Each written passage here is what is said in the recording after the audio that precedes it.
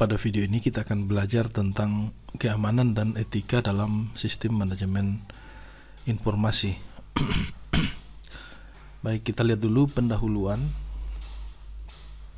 Sistem manajemen informasi untuk menyimpan, mengelola, dan menyebarkan data penting organisasi. Ya, ini dari pertemuan pertama kita sudah mengetahui apa fungsi dari sistem manajemen informasi. Nah, di dalam era digital ini, SMI ini atau sistem manajemen informasi menjadi target berbagai ancaman siber yang bisa membahayakan data, yaitu dalam hal integritas, kerahasiaan, dan ketersediaan informasi. Oleh karena itu, keamanan dan etika menjadi dua pilar utama dalam pengelolaan sistem manajemen informasi. Ya, jadi semakin canggih sebuah sistem, maka tantangannya juga semakin canggih atau semakin berat. Nah, yaitu tantangan siber. Nah, jadi pada kesempatan ini kita akan perlahan-lahan melihat seperti apa ancaman siber itu dan bagaimana kita bisa meminimalisir serangan siber. Walaupun kita orang awam mengenai IT atau kita sebagai orang IT, namun kita harus berjaga-jaga untuk meminimalisir serangan cyber. Tujuan dari keamanan informasi yang pertama menjaga kerahasiaan atau confidentiality. Informasi hanya dapat diakses oleh pihak yang berwenang. Kemudian yang kedua yang harus dijaga adalah integritas data. Informasi tidak boleh diubah oleh pihak yang tidak berwenang. Ya, jadi sama seperti misalkan kalau kita melihat sebuah sistem yang ada di sekitar kita, yaitu sistem informasi akademik, maka tidak boleh ada orang yang di luar dari yang berwenang, misalkan dalam hal mengubah nilai. Nah, tidak boleh ada orang lain yang bebas untuk mengubah nilai karena nanti datanya itu tidak valid. Nah, kemudian masalah ketersediaan. Informasi tersedia saat dibutuhkan oleh pihak yang berhak, atau dengan kata lain tersedia setiap saat atau datanya update setiap saat. Jadi kapanpun dibutuhkan data itu, maka kita bisa melihat atau mengambil data yang dibutuhkan. Oke. Nah, selanjutnya kita akan melihat jenis-jenis ancaman siber terhadap sistem manajemen informasi. Yang pertama, ada yang disebut malware. Nah, malware ini bisa jadi virus, bisa jadi worm, atau Trojan horse. Fungsi dari malware ini adalah merusak atau mencuri data. Nah, jadi malware ini kalau menginfeksi sebuah sistem atau sebuah komputer, dia tidak ketahuan, jadi tidak bisa ketahuan oleh pemiliknya. Karena kalau ketahuan, maka pemiliknya bisa mengantisipasi dan langsung menghapus. Nah, jadi kerjanya ini senyap atau terjadi di belakang layar. Selanjutnya ada yang disebut dengan phishing. Oh ya, saya tambahkan, malware ini dibuat oleh orang yang memang khusus atau memiliki keahlian khusus dalam hal pemrograman dan menyelipkan malware ini ke aplikasi-aplikasi atau link-link yang berbahaya. Jadi ketika kita mengklik link yang berisi malware, maka malwarenya langsung bekerja di sistem kita tanpa kita ketahui. Yang kedua adalah phishing. Phishing ini bahasa Indonesianya adalah memancing atau menipu kita dengan menyamarkan dirinya. Nah, misalkan tampilan login Facebook ya, atau login email, kita melihatnya mirip sekali dengan tampilan email.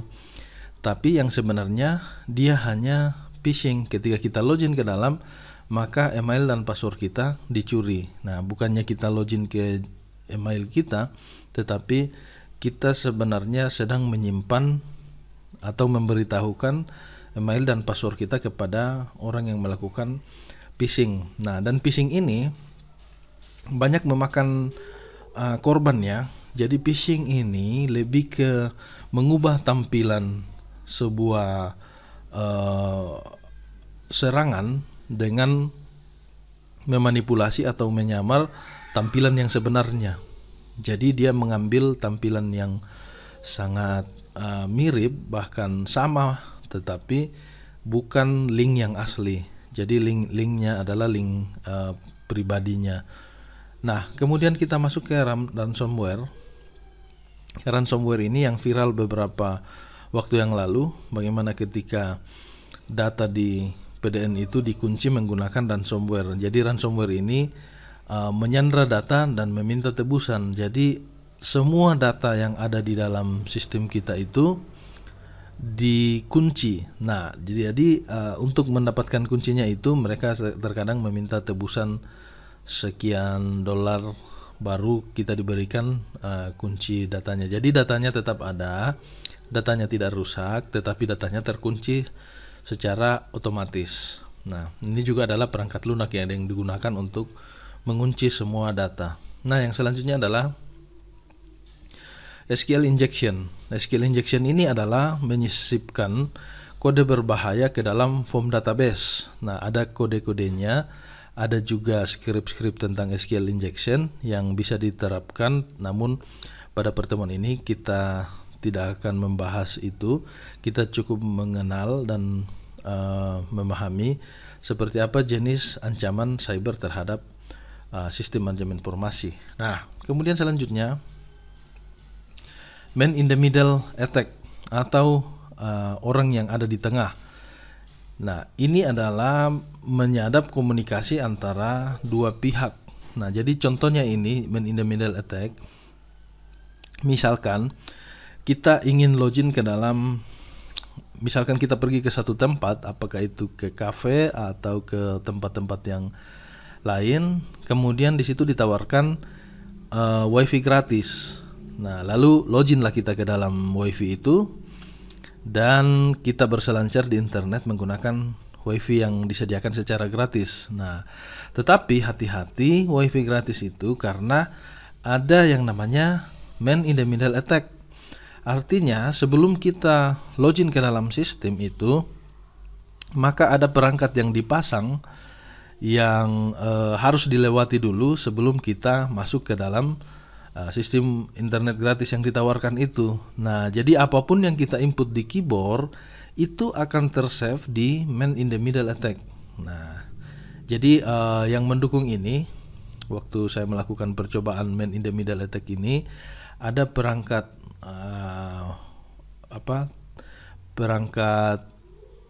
Ethernet card, USB Ethernet card yang versi dulu-dulu itu, yang versi kedua atau pertama. Nah, itu bisa digunakan. Jadi kita bisa menangkap seseorang yang login ke dalam sebuah jaringan atau wifi. Nah, jadi kita sebagai orang yang di tengah dan setiap apa yang diinputkan di keyboard termasuk email, password dan sebagainya itu terkirim atau tersave di man in the middle dan kelihatan dan ketahuan. Nah, si korban yang korban dari man in the middle attack ini tidak akan mengetahui bahwa setiap password dan inputan dari keyboard itu tersimpan. Nah, jadi ini aman ya, karena maksudnya man in the middle ini bisa secara leluasa untuk melakukan penyadapan komunikasi.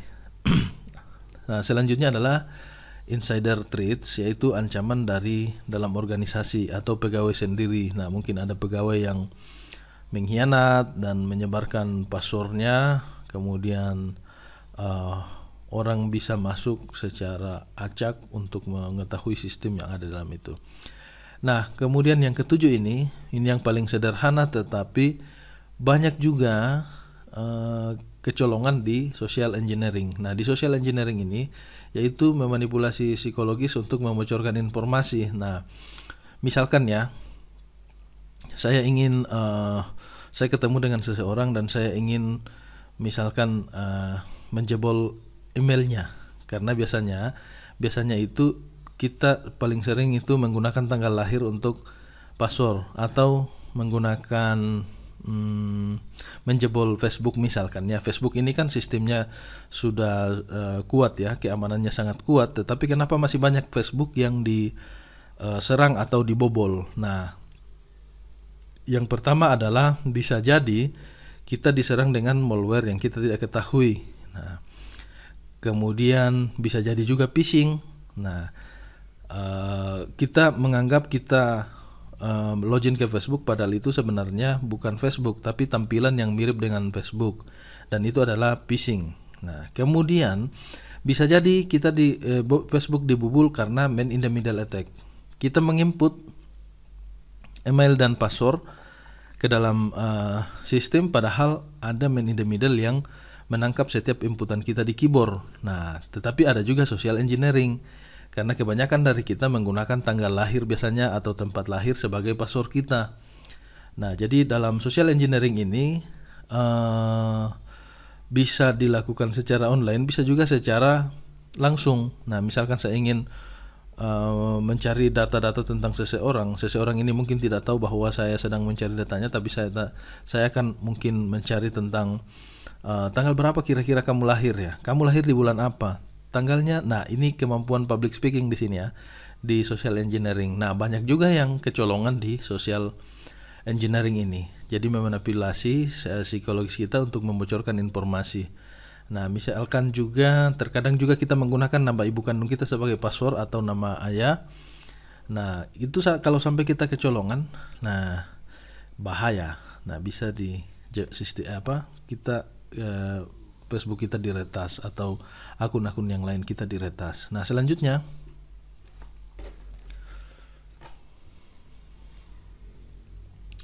langkah-langkah perlindungan sistem informasi. Yang pertama, kita memasang firewall dan antivirus. Firewall ini ketika kita membeli laptop dan di dalamnya ada sistem, maka secara otomatis firewallnya itu sudah aktif. Nah, kita juga bisa menambahkan antivirus. Antivirus itu ada yang free dan ada yang berbayar. Kemudian yang kedua yang dilakukan adalah enkripsi data atau menyamarkan data ya. Untuk mengaksesnya harus didekripsi kembali. Selanjutnya ada namanya manajemen akses dan autentikasi. Nah, misalkan dalam aplikasi kalian di Siakat itu, nah itu diatur manajemen aksesnya dan autentikasinya.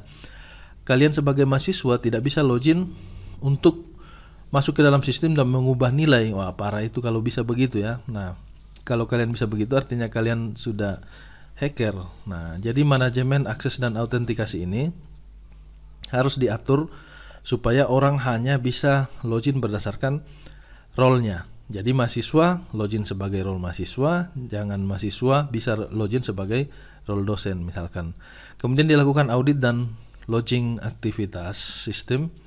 Setiap aktivitas itu tercatat dalam sistem. Jadi kalau kita login ke dalam sistem itu ketahuan.